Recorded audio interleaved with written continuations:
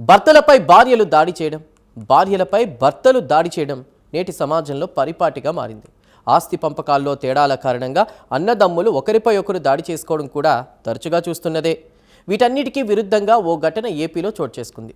తన కొడుకు కాపురం నాశనం కావడానికి తన కోడలే కారణమని బలంగా నమ్మిన ఓ మామ తన కోడలిపై అత్యంత దారుణంగా దాడి చేశాడు. ఆమెపై బలంగా కత్తితో దాడి చేసి తీవ్రంగా గాయపరిచాడు. ఇంతకీ ఈ ఘటన ఏపీలో ఎక్కడ జరిగిందనే కదా మీ అనుమానం? ఇంకెందుకు ఆలస్యం, మీరే చూడండి.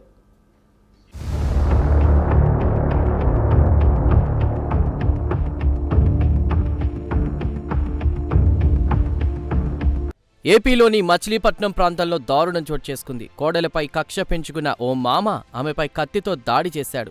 ఆమె తల వెనుక భాగంలో తీవ్రంగా దాడి చేశాడు. ప్రమాదాన్ని గమనించిన ఆమె తన చెయ్యి తన వెనుక భాగానికి అడ్డుగా పెట్టుకుంది. ఇక ఈ దాడిలో త్రుటిలో తప్పించుకోవడంతో ప్రాణాలతో బయటపడింది కోడలు. తీవ్రంగా గాయపడిన నాగశ్వేతను ఆసుపత్రికి తరలించారు స్థానికులు. అనంతరం దాడి చేసిన మామ సోమరాజును పోలీసులకు అప్పగించారు.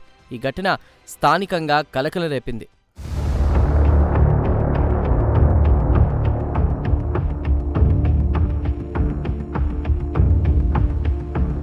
మచిలీపట్నం పరాస్పేటకు చెందినటువంటి ఆకురి శ్వేతకు వలందపాలెంకు చెందిన వెంకన్న అనే వ్యక్తితో కొన్నేళ్ల క్రితం వివాహం జరిగింది.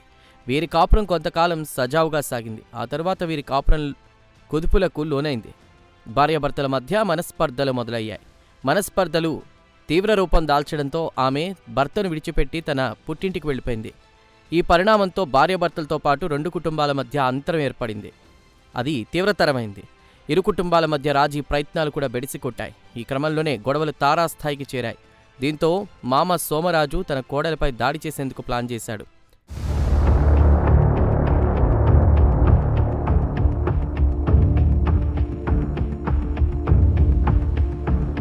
జనవరి 7వ తేదీ రాత్రి నాగశ్వేతను మామ సోమరాజు మచిలీపట్నం పోలీస్ స్టేషన్కు కూతవేడి దూరంలోని ఓ మెడికల్ షాప్ ఎదుట పదునైన కత్తితో దాడి చేశాడు.